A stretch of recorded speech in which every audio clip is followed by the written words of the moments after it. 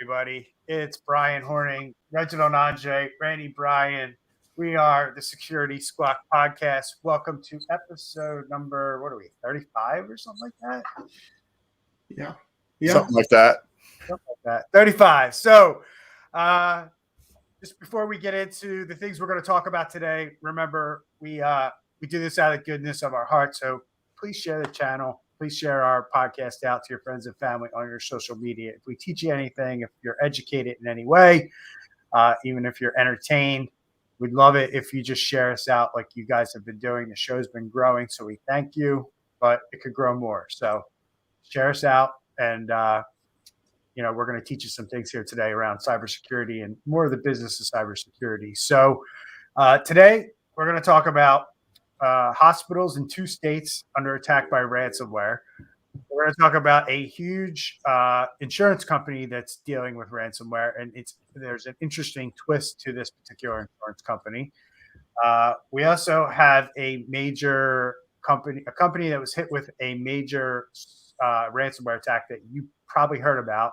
They released some new information about maybe some personal information that was stolen as part of that attack that they thought originally didn't happen. So we'll tag that. And then we also have a story in the healthcare sector related to the ransomware attacks at the hospitals in 2 states that we're going to jump into. Some interesting data around ransomware attacks against the medical industry. So if you're in the medical industry, you might want to stick around towards the end of the podcast to hear what we have to say there.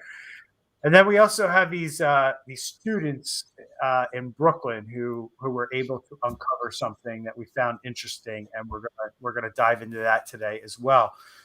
Before we do, let's check in with the crew. How you guys doing? Hey, doing well, man. We were last week we were talking about the tropical storm, and thank God that here in South Florida we were okay, and it went right around us. It missed you, correct? Yeah. Cool. So, what's going on, Randy? Not much. Doing great down here in South Texas. We've had one of the mildest summers ever, so it's been pretty awesome. I don't even know if it's got over 100 degrees, which is great. Wow. So, yeah. Wow. That's impressive. We haven't gone over 100 degrees yet this year. Last year was super mild for us up here in the Northeast. This year's kind of normal, but still I would say more on the mild side. So, but good weather overall, so I'm not going to complain. Anything interesting happened to your businesses this week that you want to talk about, or do we want to go right into our content? I'm ready to I don't have anything in particular. What's that? You're good? Okay, good.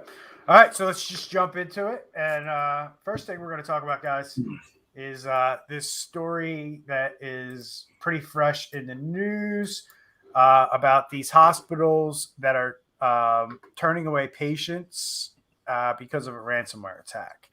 And just quickly going into it, and then Randy, I'll kind of hand this off to you. We have dozens of hospitals and clinics in West Virginia and Ohio canceling surgeries and diverting ambulances following a ransomware attack that has knocked out staff access to IT systems across virtually all their operations. What else do we know about this attack, Randy? Well, we know that this is basically cutting the legs out from under these hospitals because everything relies on technology, and it's basically bringing them to their knees. And, the president was in talks, with Putin a couple months ago. And, we've got all kinds of bulletins coming out of the White House and this and that. And, bottom line, this really underscores how important it is for businesses to get secure. This is a hospital. There might be these are hospitals. Maybe they're run by charities. Maybe they're run, to for profit. But bottom line is we've really got to start taking security more serious, and we really got to up our game in this area. Andre, thoughts here? Yeah, no. In addition to what Randy said, it's interesting on the statistics that they have here on the bottom. And it's just showing how hospitals are really a really big target, because obviously they're on tight budgets as far as what money they can spend on technology. And then the hackers know that if we can disrupt this system, there's more likely chance that they're going to pay out. So it's really unfortunate. On the bottom of the article, it mentioned that some of the other locations where they're having to send patients, and these are patients that have serious issues. They're not just coming in for a little cut or something. They're coming in for a serious issue, and then they're having to transport them to an hour hospital an hour away. So it's super unfortunate about this. So we're going to dive into this a little later, more on the statistics that you mentioned, but I want to kind of, for our listening audience and people who can't see what's up on the screen, what Andre's talking about is already this year, 38 attacks on healthcare providers or systems have disrupted patient care at roughly 963 locations, compared with 560 sites being impacted in 80 separate incidents from all of 2020. So attacks are continuing to increase in the healthcare sector. And, where are we at here? Guys, let's talk about this particular incident in the sense where Randy was going with this, where there was this almost empty threat, if you want to call it that, where we were like, hey, don't touch these sectors. And now we've seen these sectors touched multiple times. This isn't the first time hospitals have been attacked since that summit. And then we've had Kaseya, which was an IT company that was attacked. Where are we at with this stuff, guys? Are we following through on what we said? Are we being weak? Are we not showing strong leadership? Where are we at with this, and why should people care? Well, as far as where the government is, we have seen an increase of Department of Justice getting involved in helping these sectors try to get out of it. But the most important part is the attack in the first place. The fact that this is almost, more than doubling the attacks from last year just shows you that hackers are not taking what our administration said seriously. Obviously, not all the attacks are coming from Russia, but nevertheless, they just continue to target our infrastructure and what's important to us. Yeah, and there's a few organizations that will say, we're not going to attack medical. Our evil, raised up their new face. Possibly, we talked about a couple of weeks ago. And they've said, if you're medical, reach out to us. We'll give you the keys to, de-encrypt or whatever. But like Andre said, we're not talking about just Russia, and we're not talking about just one or two criminal gangs. We're talking about the fact that cybercrime can now be bought as a service. Cybercrime as a service. So your person who used to do the scams out of the Nigerian coffee shop, they can now do things like this because they're buying into a service. Also, we're talking about more than just a handful of organizations here, and it could be nation states that we've never even talked to or threatened about any of this. So it's a lot more than just Russia and whatever our evil is right now, or something like that. It's and why would criminals care about hey, it's a hospital or whatever, you know what I mean? I think the majority of them aren't going to worry about that. It's not going to be a thing. They just want to get the money. It's interesting to me. You started to go down a path there with what you just said that I was kind of already thinking, and I was going to ask you guys this question. We usually see a lot of this stuff related to Russian criminals or Russian hackers, right? And it's kind of been like, hey, we're gonna make a big deal about Russian hackers, and we're gonna say, don't do this to us. And it really was directed at Russia, right? Not everybody. Two things come to mind here, and I want to hear your thoughts on this comment that I'm about to make. One is you're empowering criminals around the world with this kind of behavior of saying, stop it, don't attack these sectors are then attacked, and then nothing happens. To me, that empowers every other person who has even an inkling of like, hey, I could probably make money doing ransomware. And they go into that as a way to make money. So now they're a cyber criminal. And they don't live just in Russia. They're all over the place. And I'm more concerned about Americans who decide that ransomware is a way for them to make money. And now these threats, obviously, if you're an American and you do this on American soil, you know, the repercussions are great. There's already laws on the books. But what are your guys' thoughts on that becoming a potential issue down the road, where we're not talking just about Russian criminal hackers here? We're just talking about, in general, criminal hackers that might be in America or might be in other countries around the world. Does our empty kind of threats help empower other criminals around the world to do this more, in your opinion? Because I believe it does. And it all started with God telling Adam not to take the bite out of the fruit. And now everybody, they were like, oh, what's so important about this fruit? And then they now want to do it. But even if you look at this little advertisement that's running to your right there on the screen, think of Afghanistan. Once the U.S. is fully out, they're going to need money, right? They're going to need to continue. The Taliban is going to need to continue to fund their stuff. And I'm sure they're going to get servers and put things in place to go after cyber attacks in America to get ransomware payments. So that's just another huge place.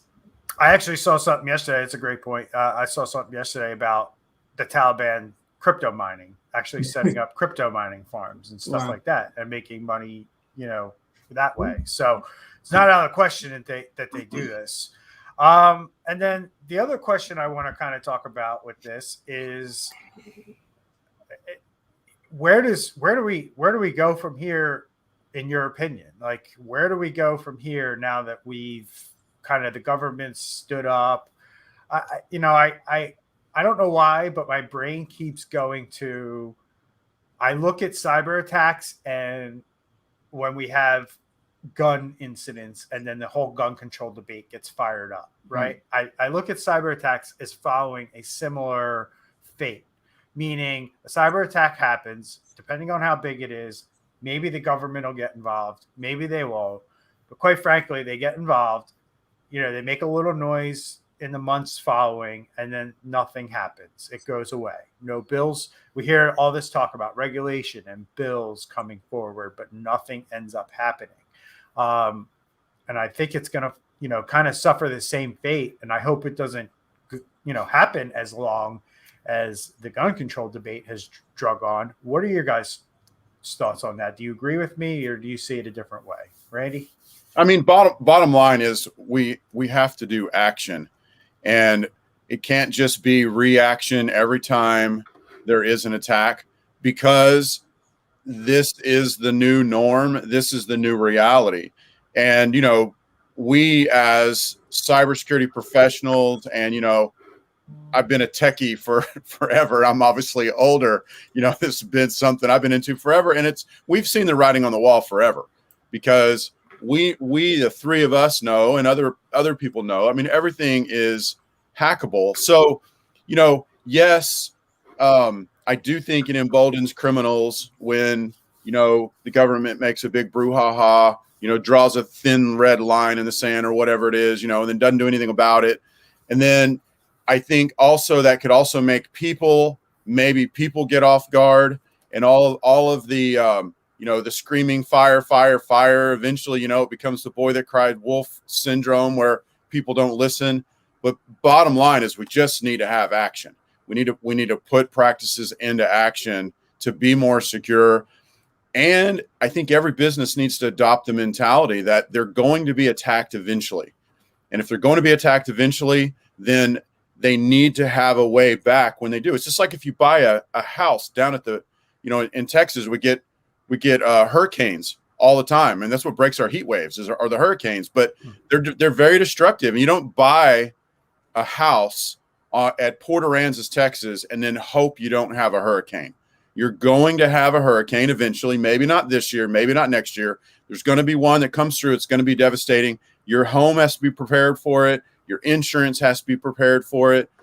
And I think we have to move back. We have to move away from the fire, and just get into action. This is what I'm trying to say, bottom line.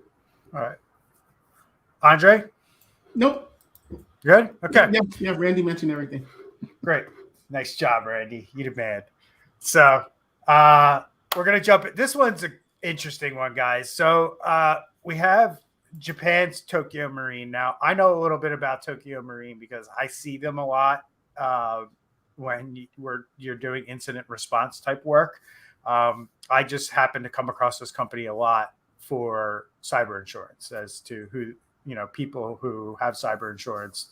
I wouldn't say a lot of them, but there's a good percentage of the market that are with this company, Tokyo Marine. And Tokyo Marine has suffered a ransomware attack. So let's jump into that. And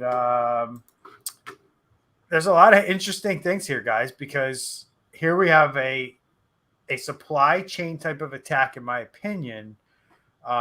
It's not like the Kasei attack, but this company, as it says here in the article, Tokyo Marine has a U.S. division and offers cyber insurance product, right? So if you think in terms of data exfiltration and what these guys do when they get in there before they deploy the ransomware, and you guys think about the questions that are asked by these insurance companies, do you realize the treasure trove of information that these hackers just got their hands on about people's cybersecurity practices and their networks by attacking this firm? Andre, what are your thoughts on? Or Andre, go ahead. Yeah, there is no accident that they targeted this company. They knew exactly what they were doing. They knew exactly what they were looking for, because this just opens up a talk about thousands of different policies of now they know, okay, if I go after their customers, essentially, we are going to be able to ask for X of million because we know this is their policy. So you're just giving them it's like a food on a golden plate, silverware, everything. It's like they have everything now to go after these individual companies and attack them. Yep. And before we jump to Randy for his thoughts on this attack, Andre, here's our favorite line right here. Yeah. So this is Andre and I get a kick out of this one because we're going to talk about it in the next segment here. We're going to talk about a company that said the same thing, and you guys might be surprised to find out that really didn't happen, but we're also now 3-4 months after that particular attack. Randy, what's your perspective on this big insurance company being attacked? Yeah, I'm in total agreement with what Andre said. As you know, this is not an accident. I do want to take a look at down at the fourth paragraph. Cyber insurers have of late taken to asking more detailed questions about policyholders' cybersecurity safeguards as a condition for providing coverage, blah, blah, blah, blah, blah. But the spate of recent successful attacks suggests that insurers, too, might need to step up their defenses. Two things on that. One, we saw that coming, from a distance, like year or two ago. They started asking more and more questions related to cybersecurity. We're now almost everybody's getting asked these questions before they can get cybersecurity insurance. And then it is kind of ironic, this article's asking that question, maybe the insurers need to step up their game too. I feel a little bit of passive aggressive maybe in this particular paragraph. But, I think the reality though is none of us really need to be passive aggressive about it and say, haha, got you too. But this just once again underscores what I was saying a little bit ago about it's not a matter of if you're going to be attacked or not. It's a matter of when, even if you're an insurer. So, Andre, do you have any more thoughts on that? No, everything was good. Yeah. So the only other thing I want to kind of go into here is what does a business do? So what happens? Okay, what you just mentioned, Randy, is absolutely 100% the concern. So I own a business and I have Tokyo Marine as an insurer. What can I start to do now if I'm now concerned that I might become a spear phishing or, a targeted company because now they know how we protect ourselves, right? What do I do? I would take out my application. Excuse me. I would take out my application that I submitted to Tokyo Marine, and I would see if there were any specifics on there, because those specifics could be used. You mentioned possible spear phishing. So that's basically a super ultra targeted attack, because now they have your information. They know exactly where to point that phishing attack. So if they're going to do that, well, you need to make sure that you have services attached to your email that, one, protect you from going to bad links. They're going to block you if you go to bad links. There's other things you can put in place. Once again, we need to assume that, this is like, just like Security 101, we need to assume that our stuff's already out there, and then act like our stuff's already out there, from a CEO standpoint, from a consumer standpoint, a business standpoint. So I would be working on the zero trust, the protecting our own assets with services. So when that spear phishing comes, it won't hit us. It won't hurt us. So right. That's what I would think. Andre, any thoughts on how a business would protect us or would protect themselves after kind of their whole security posture has been revealed to a cyber criminal? Like, would you consider things like sitting down with your client? If you had a client who was with Tokyo Marine, would you even consider sitting down with them, Andre, and maybe changing some of the things that you're using, some of the tools that you're using, because you may have disclosed them in your cyber insurance application? Well, for me, I wouldn't necessarily change. I would just basically make sure the doors are locked in that aspect. I would definitely, because Tokyo Marine is going to be notifying all of the clients that they believe is hacked, that got hacked. But I would even say make it where you're having meetings with anybody in your company that deals with them. Maybe you have a compliance department, an accounting firm that's paying the bills to Tokyo Marine. Whoever's dealing with that, directly, I would let them know about the hack and say, look, anytime these guys email you about anything, if they're sending you a link, call the agent, call somebody, make sure that this is legit, because you never know if, like Randy mentioned, spear phishing is going to be, they're going to change one letter in the domain, take you to a website that looks just like their normal website and try to get you that way. Yeah, I think kind of going back to the spirit of what Randy was alluding to, which is if you don't want to consider changing some of the tools that you're doing in almost like a defensive response, right? So I kind of I like to use football analogies a lot. I know Randy's a football guy. Sometimes you got to switch up the defense, right? When the offense knows how to exploit your defense, right? Sometimes you have to switch up the defense. And that's absolutely something that I think people should really consider if they were with Tokyo Marine.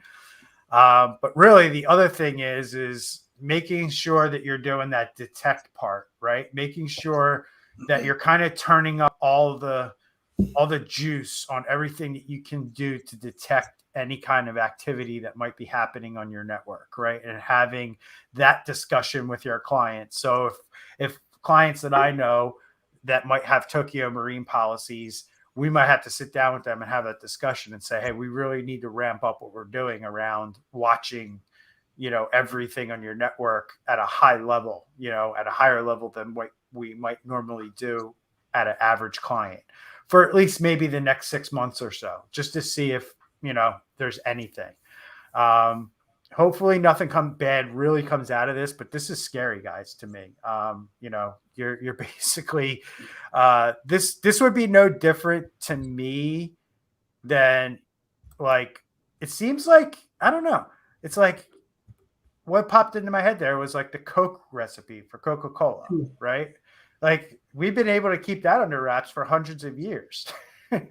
But we can't keep this stuff under wraps. So it's kind of like that to me. It's like now the Coca-Cola recipe just got released for a lot of businesses, cybersecurity, and that's not a good thing. So next one we're going to jump into is that company that pipeline that got hacked out in May.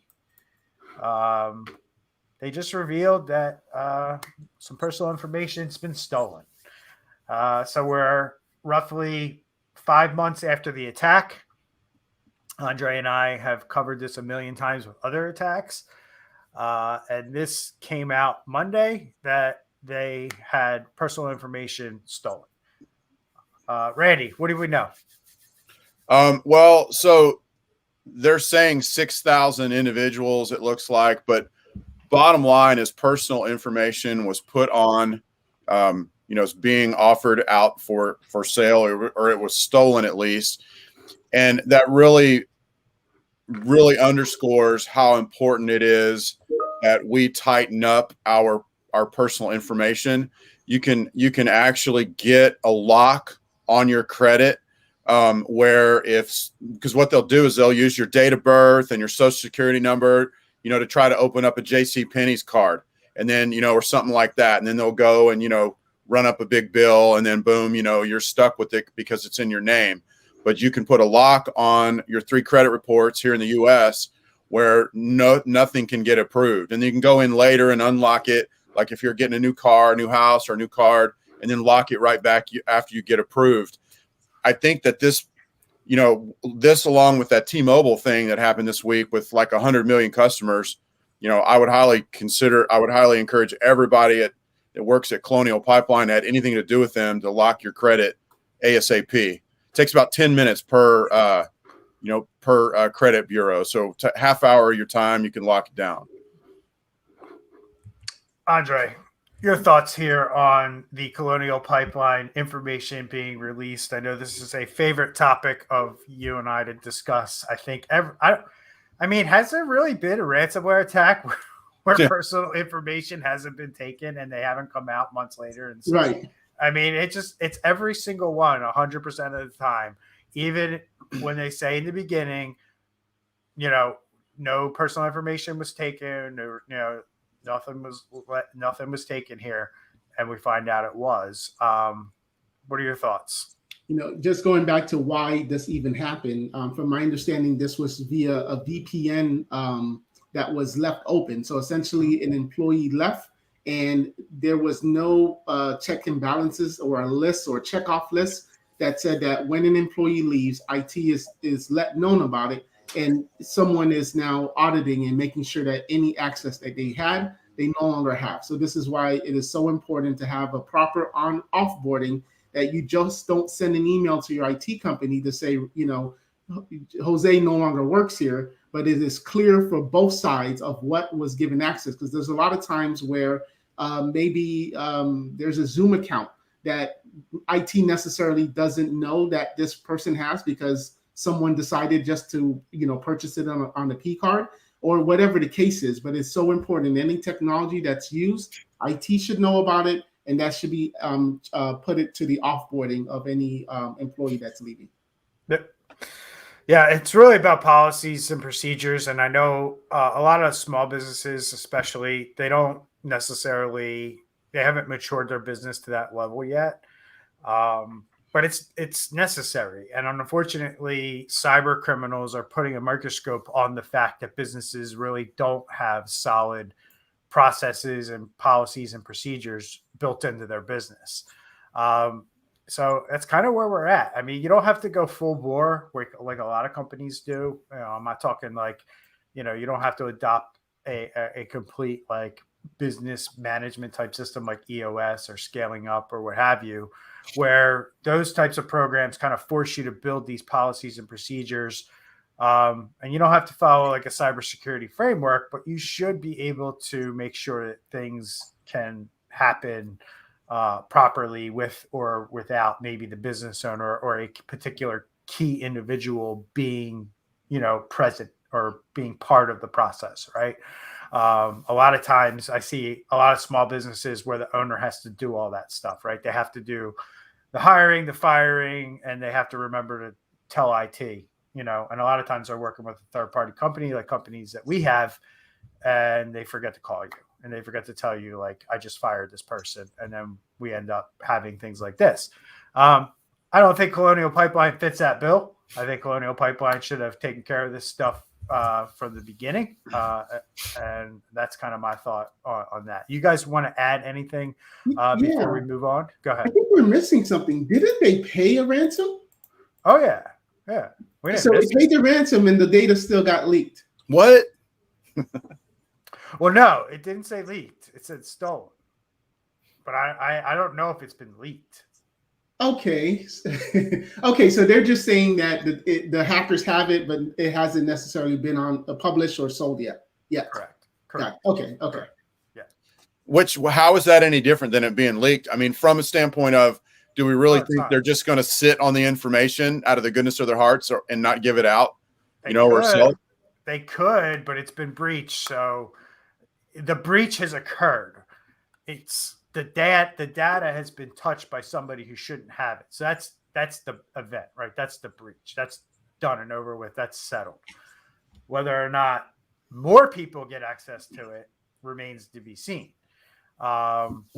But right now, at least they have the telemetry to tell them that, hey, yeah, some data was taken from your network before they, hit you with ransomware. If I'm a criminal in Russia and I'm an employee for the company that basically did this ransomware attack, I'm taking my flash drive, plugging it in, taking about 2 terabytes of data and selling it on the side. Like that's got to be happening.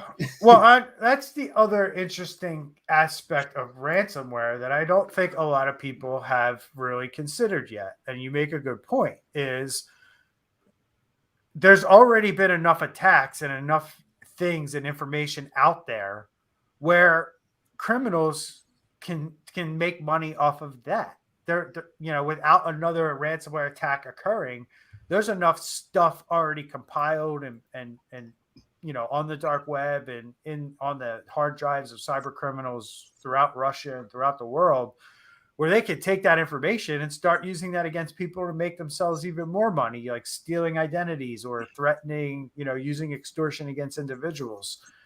And as we take down these ransomware groups and these servers, and ransomware becomes a less attractive option, when does something like extorting people for information that was stolen from these attacks become an attractive option for people? And that's something that isn't being talked about either. And I think something that we will need to be concerned with in the future as individuals. This isn't going to be a business problem or a company problem. It's going to be when that weird voice calls your cell phone and says, hey, I'm, about to steal your identity unless you give me, $10,000 or something like that. Do you see it going that way? Do you guys agree, disagree? Yeah, and that's going to be most likely the lower level, like the kiddies kind of thing, just the people just getting started, make a quick buck. I see that happening more with them. Yeah. Yeah. Or just when the option for ransomware runs out, right? It's not as attractive. Hey, look at all this stuff we have over here that we can do stuff with. You know what I mean? So moving right along, we have really interesting statistic here. And I wanted to highlight this one on our podcast because I don't think people really understand how prevalent ransomware has been. But this paints an interesting picture regarding that half of U.S. hospitals have shut down their networks due to ransomware. So half of the hospitals in this country had to go offline because of ransomware. And I think that that's a pretty staggering statistic. Do you guys agree with that? I mean, did you think it was that high? Do you think people would be surprised to know that the number's been that high? What are your thoughts on this, Randy? Well, okay. So good. That's a great question because I typically, the media is all about the clicks. And so a lot of the titles of articles are, whether it's fear or some kind of excitement, whatever they can do to get you to click. So I was thinking that we're running like maybe, 10% of hospitals maybe 20% of hospitals. Because this is in the last 6 months. This isn't in the history of the world. This is just the last 6 months. So honestly, this was almost shocking to me because, you hear all the wolf, wolf, wolf, crying wolf, crying wolf, crying wolf, and you don't want to believe that it's as ubiquitous as they're making it sound because of clicks, clickbait. So yeah, was quite shocked at this statistic. Not really surprised, but I was surprised a little bit and shocked. And Andre, your thoughts, please. It's if it wasn't that it was a hospital, like if it was any other industry, I would say they deserve it, because look at this paragraph, about 6 paragraphs down. It says, more concerning, there are many hospitals that appear to be exposed to severe legacy vulnerability. So essentially, they have old hardware, old software. But that's not uncommon in these types of industries. There's like the banking industry has legacy systems, right? But we don't see banks being picked off left and right. Why is that? Because the banking industry is regulated, and there's laws like FINRA on the books that require them to do certain things around cybersecurity. Yes, there's HIPAA, but HIPAA only covers patient information protection. And it has nothing to do with cybersecurity at the end of the day. It's protect the data. And really, if you encrypt your drives, you're pretty much, you pass HIPAA or whatever you want to call it, right?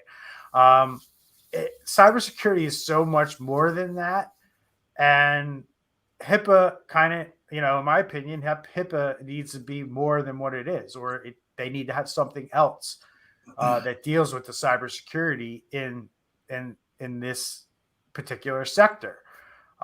Because I think if we saw banks going down due to ransomware as much as we see hospitals, the conversation would be much different. But why do we see, Randy, I'm going to pose this question to you. Why do we see hospitals being attacked and not banks? Why? I mean, is it simply because what I said? I think it's what you said at the beginning of your comments right now. Right. Banks are regulated, and and plus banks are where the money is, literally, right? So hospitals are where the money's at.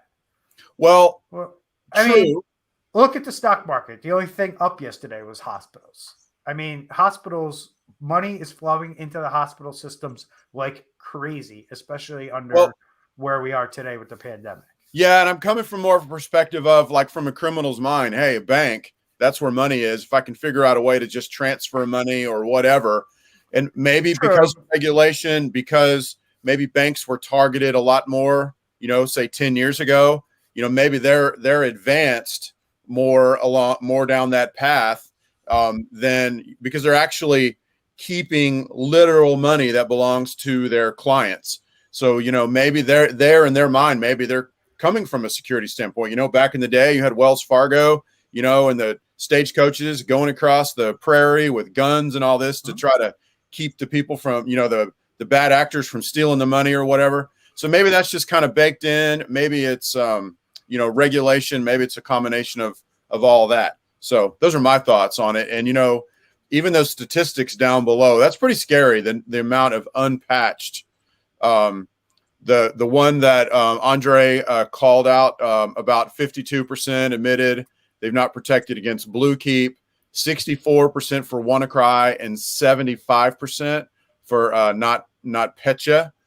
So wow, it's unbelievable, right?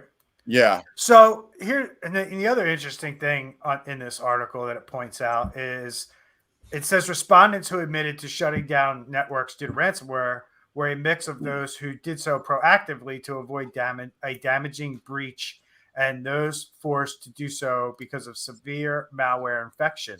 And it's interesting to me that they word it that way, because to avoid a damaging breach, right? They use the word damaging in front of breach. Like the breach, like they're admitting there was a breach, but it wasn't that bad. It wasn't that damaging to us. Because they weren't able to deploy the ransomware, but they had that foothold, right? That we tell people about all the time, right? Attackers get into a network, they get a foothold. Maybe they put some more backdoors in or some more remote access in while they're in there before they deploy ransomware. and the ransomware gets hit. And in some of these cases, these hospitals have detected that activity, or they detected the malware on the network before the ransomware was deployed. So they made the proactive decision to shut it down. And these are the things that I talk about all the time. It's like, we only hear about 1 out of every 20 attacks, and this backs that up, right? This whole article basically says you're not hearing about most of these attacks. Mm-hmm. And, you know, for any business owner that's sitting here saying, well, my business is too small, medium-sized hospitals have suffered the most from the impacts of such attacks. So we're not talking about big hospitals. We're talking about small, rural, or very suburban, almost rural, not quite built up suburban areas yet, very small hospitals that's, you know, can only serve maybe a few hundred people, regional hospital type things.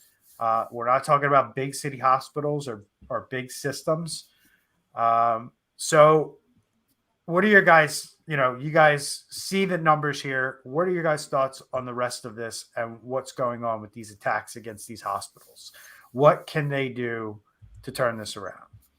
Well, I think the big word here is that they have a responsibility. I mean, WannaCry came out back in probably 2017, 2018. Like, you know that this system is still vulnerable to something like WannaCry. I think it says 67%, and you still have not changed your systems out. No matter how hard and painful it is, you just got to do it. And going back to the bank analogy, one thing I'm thinking is maybe banks, you know, if you're sick, you have to go to the hospital. Even if they were on the news yesterday for a ransomware attack, you're still going to a hospital that's near you or that can take care of you. And what I'm thinking is for banks maybe is, you know, if Bank of America got a big cyber attack, maybe us consumers we're investors or whatever the case is, we may be less hesitant to deal with that bank because of that. And because of that, in addition to the regulation, banks are maybe taking it a little more seriously than hospitals because you have no choice but to go to the hospital. I mean, I've said for a long time to people, because people ask me, like, what businesses do you work with? And, you know, and really, I like to work with regulated industries because I don't have to convince them to do this shit. Mm-hmm. You know what I mean? And that's why I like to work with those types of industries and businesses, because there's somebody who's telling them they have to do this, and we have the capability to help them get it done. Right. Businesses that don't have any compliance, governance, or regulation, they don't care about this stuff. And it's right there. I just highlighted it. It says just 11% of respondents said cybersecurity is a high priority for spending. And I deal with this all the time with industries that are not regulated, where they're like, I don't want to pay you, or I don't want to pay you that much for cybersecurity. And it's like, okay, well, then you're not going to work with us because we're just going to move on, because this is what it costs. It costs, you know, a significant amount of money. Quite frankly, I've done this for a long time, and I tell people all the time, if you're like, a hospital should be budgeting at least 6% of their gross revenue to cybersecurity, right? And that's where they need to be. And they're probably not there. They're probably somewhere between 1% and 2%. Regulated industries, I usually see it 3 to 6%, but it should be more like 6%. So where are you guys at with this? What are you seeing in your markets, in your business? Are you seeing what I described, or are you seeing something different? Andre. Well, yeah, it's exactly why I'm changing my entire business model, because when I'm going and speaking with some of my current client base, or if we just get, you know, a call that comes in, is exactly what you're saying. We did an assessment for one client that had people's names, numbers, socials, like, you know, everything about their clients, but it wasn't necessarily a regulated industry. And they had their risk was about $130 million. And they still, and I showed them everything that could, if their systems got hacked, this is what the hackers could get access to. And they were like, oh, it's fine, but I don't want to pay you. So I'm definitely seeing that 11% that is not a high priority. Right. Randy. I totally concur. I did want to say that the statistic about want to cry makes me want to cry. Ha ha ha. Sorry. I couldn't resist. You are. But we got to give you like a 5-minute spot where you just bust out. Exactly. Yeah, But I something will like that. say, kind of where you started all of this line of commenting, it really boils down to the expenditure for cybersecurity has to be a priority. Has to be a priority in the hospitals, which is kind of crazy because if you go to the ER, you only are maybe paying, 200 or 500 or whatever your insurance is.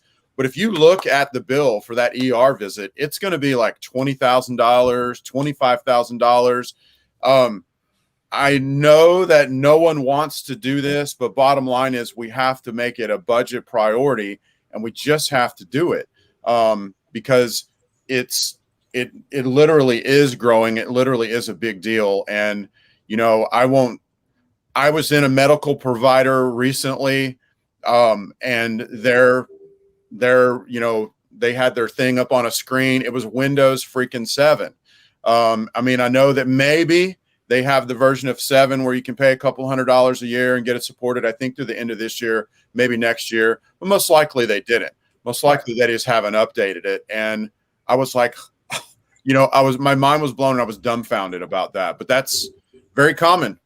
Apparently it's not a big deal to 89% of the respondents, which is disturbing, and it needs to be.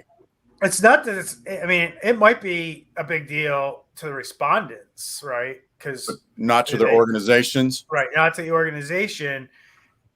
I would love to see the list of high priority spending for hospitals. Like, what's on that list? And I'd love to see what's on that list where cybersecurity can't replace something or be fit in somehow, some way. And then this is the other thing. It's like, hey, folks, come to the hospital because we're probably going to be cyber attacked. This right here is like half of the respondents claim their medical device and IoT security staffing levels are inadequate. Basically, the devices we're putting in your room and we're hooking up to your body, we got nobody checking that for security. They're literally telling you this in this article. Like, nobody's checking whether or not this heart monitor can be hacked. We're just hooking it up to you, and one day it might get hacked, and you're probably going to be dead as a result. No? Am I right, wrong, or? Our hospital here has one of the automated AI surgeon tools, and for really small, delicate operations, they can use that, and it is better in those in that circumstance. It's better than a human. But when they first rolled them out, literally going off what you said, can you imagine if they're in the middle of like fixing an artery on your heart with that thing, and then boom, it blue screens? That would be horrible. Right. Or boom, a ransomware pops up on the screen. You're right. We're putting our lives in the hands of a lot of this technology. So we really, we say this all the time. We're becoming the boys that cry wolf, but we really need to get serious. We're not, because here's the data that backs up what exactly we're saying, right? So Andre and I've been doing on my channel, I've been talking about this stuff for almost 2 years now. And I didn't have a lot of data to back it up. I could only basically give you what I was seeing on the ground. Right. Like, here's what's going on. Now we're starting to see some really good data come out a couple years later as we're starting to, see more events, and we're able to collect this information and make sense of what's going on. But this article it backs up pretty much everything that our whole entire industry preaches. In terms of what's going on out there, where people are like, oh, it's not really a problem, or it's not going to happen to me. No, it's probably going to happen to you. So before we jump into our Brooklyn Tech students and wrap up the show on a positive story, so to speak, what help people understand, because we know what these things are, and we know what I'm talking about is Blue Keep, WannaCry, Not Pet You. We know what they are, but can one of you give our audience kind of like the rundown, the real deal of why these things shouldn't even be an issue today? Like, how long have they been around? Are there fixes for them? Like seeing this is obviously concerning that these are out here and nothing's been done to protect against them. but what are these things, and like, why is it such a big deal that these are still, something that's out there for these hospitals? Hey, Brian, can you Google WannaCry just so the audience can see the picture of it? Because I think WannaCry was in the mainstream media, probably like the first. Is that fair to say? Yeah. Yeah, and it was a very famous screen where cryptocurrency and Bitcoin and all of that stuff started to come to the mainstream media. And the reason why it is, there it is to the right there. And the reason why is because there's patches.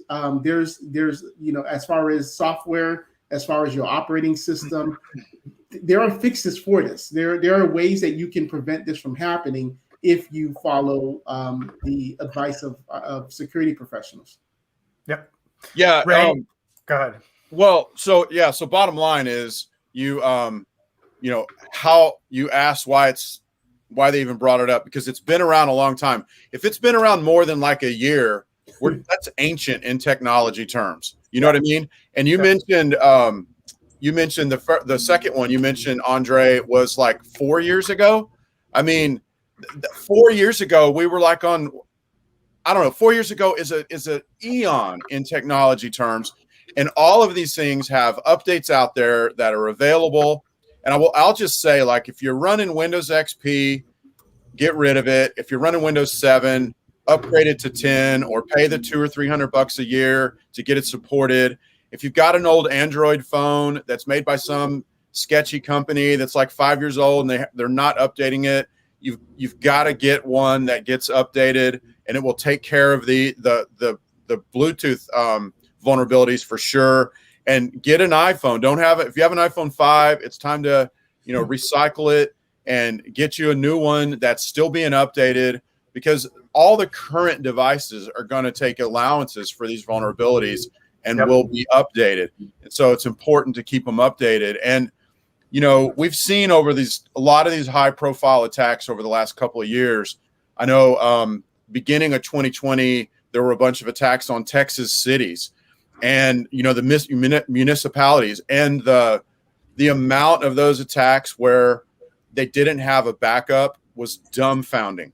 And so that's a whole other side of that, is you've got to be sure that you've got good backups. I mean, this is just basic security 101 here, but that's my comment on this. That's why it's so for us, we read that tiny little paragraph with those three statistics in it, and it our minds all blow that that's even a reality. Because it is for, at least for those, it's easy to leave that behind and it not be something that's gonna mess with you anymore. Yep. All right, boys, let's bring it home. We're heading into the top of the hour, so Andre, I'm gonna let you kind of run point on this one. We thought this was an interesting story, and the headline just reads: Brooklyn tech students uncovered a New York City school data breach, and here's how they took action. So what happened here, and how did they take action?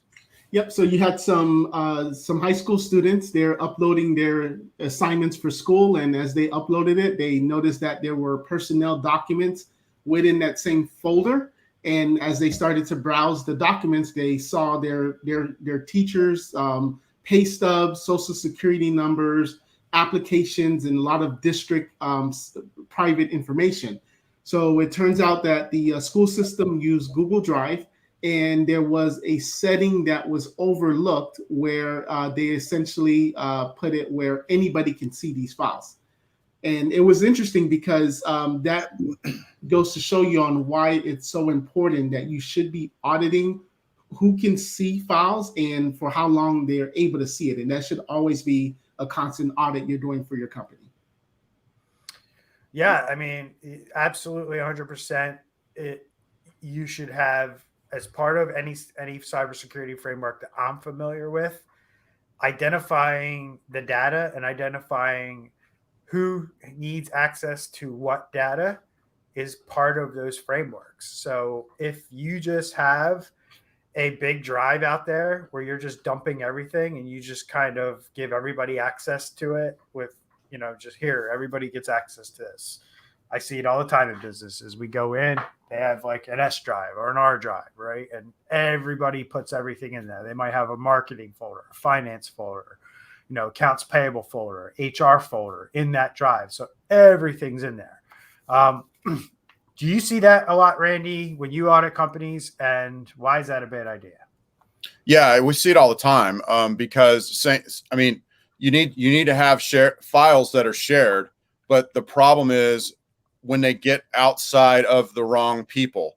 So if it's in-house, you've got to make sure that you have a group of people that relates to the finance folder, and those are the only people that the folder's actually shared with. But this particular incident was, with Google Drive, these were actually teenagers that discovered it, and they basically were ignored at first.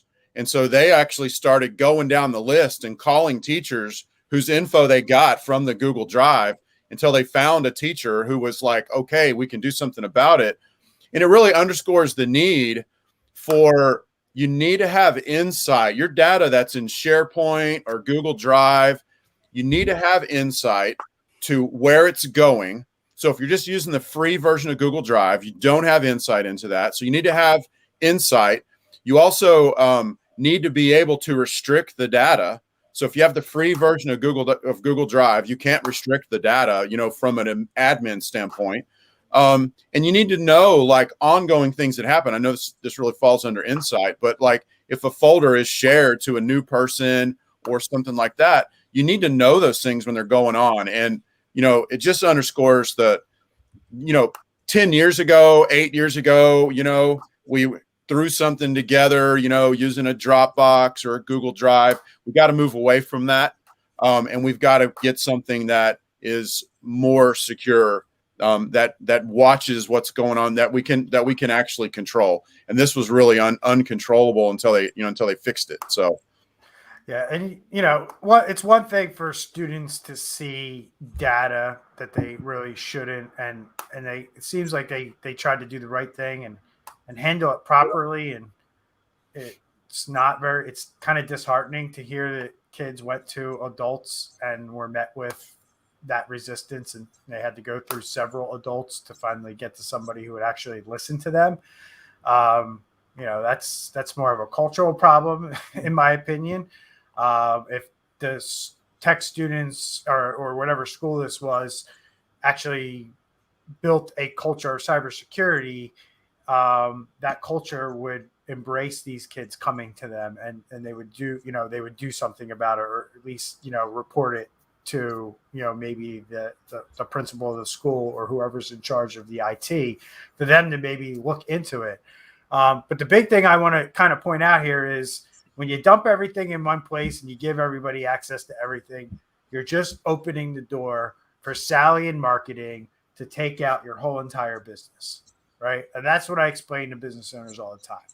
You have one person in your company who might do marketing. They're responsible for your marketing, but you're a lawyer, you're an accountant. That's how you make your money, right? You don't want Sally in accounting to have access to everything to the point where her computer gets ransomware, and then she just encrypted everything on that drive, and now your accountants can't get work done and you can't make money. There's a way you could separate that out so Sally only gets access to what Sally needs. The accountants are over here, they got access to what they need. And when Sally gets ransomware, the only thing affected is the marketing stuff, not the operational stuff that helps you make money. And that's like the basic example I give when I explain to business owners why they need to now, because it's ugly, right? When you walk into a business that's been in business for 20 years and they have this big drive where everything's at, nobody wants to go through that, separate it, right? That's the biggest pushback we get, is like, oh, we have so much in there. Like, we'd never, well, yeah, okay, here's your alternative if you leave it like that.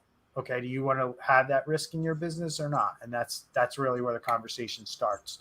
And then you figure it out, educate them, let them know why it's a bad idea. And if they decide to continue to operate that way, make sure you're protecting yourself as the IT guy or the IT person, right? So anything you guys want to add to it before we wrap it up here? Yeah, and last thing is another policy, depending on whichever company you're using to share your folders on the cloud, is if it is sensitive information, you should put a policy in that folder that it cannot be shared can't be shared at all. If someone needs to, if an employee needs to share it, they need to put it up the chain for allowance, and especially external users. Good point. So and I just want to kind of educate people a little bit around that. There's technology out there that will allow you to do with what Andre just described very easily. I think a lot of times people think about permissions in the sense of like Windows permissions. And when you're talking about these cloud sharing, file type sharing services or storage services, they're a little bit more robust than your traditional Windows type permissions, right? And you can do things like share externally with people outside your company, which you really can't share a Windows folder outside of your company. So there are advantages to using tools like what Andre mentioned from a security standpoint, and moving away from Windows completely, like moving away from that Windows file server and just using that cloud service, so to speak. I find that to be the case a lot of times for our clients, is that putting them in one of those types of services is much more secure. A lot of times it meets a lot of compliance needs that your internal server might not need. Like, for instance, if you need to store your files or you need to have all your equipment, like your file server is probably in your office or in your basement somewhere or wherever, right? If you have a SOC requirement, you now have to have a security operations center for one little file server, right?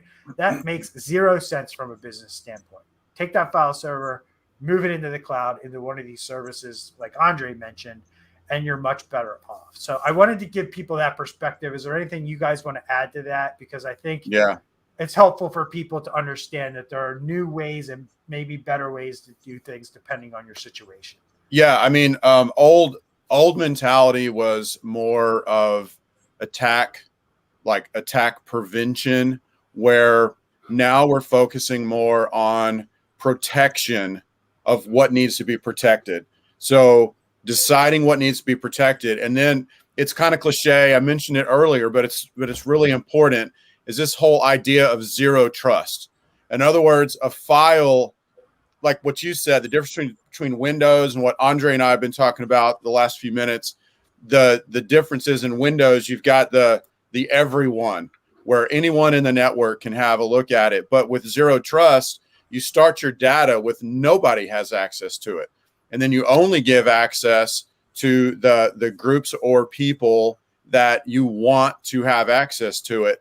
And if you handle your data that way, then you're less likely for, the person in who's the marketing person to have access to your, all the company secrets over in the executive area, So it's this whole idea of zero trust and starting with no privilege, and, trusting nobody, assuming that somebody bad is in your network. And what would you do right now to secure your data if somebody bad was in the network? And that's the whole idea behind it. And we really have to move to that and move away from this just attack prevention. It's more about protection of data, assets, people than anything. Good job. Yeah, I agree with that. And you said it all. Andre, anything you want to add? No, that's all. We're good. Cool. All right, great. Thanks for a good show, guys. Perfect. We went an hour talking about that stuff. Dang. So share out our show, folks. We're gonna wrap it up for today. Remember, we only grow this show with your help and you guys sharing this stuff out for us. So if you learned anything today, if you were entertained or educated, or we changed your perspective on something, or we gave you some information you might have not had before, the only fee we ask is that you share out our show from your favorite podcasting platform to your social media, and let your friends and family get the information that you're able to get from our podcast. And if you're so kind, rate us on your favorite podcasting platform. Give us 5 stars. We'd really appreciate it. That's it for us. We'll see you next week. Take care, everyone. All right. Oh, he let us out. All right, man. I think it's still live. It's still live. All right. We don't have the end button.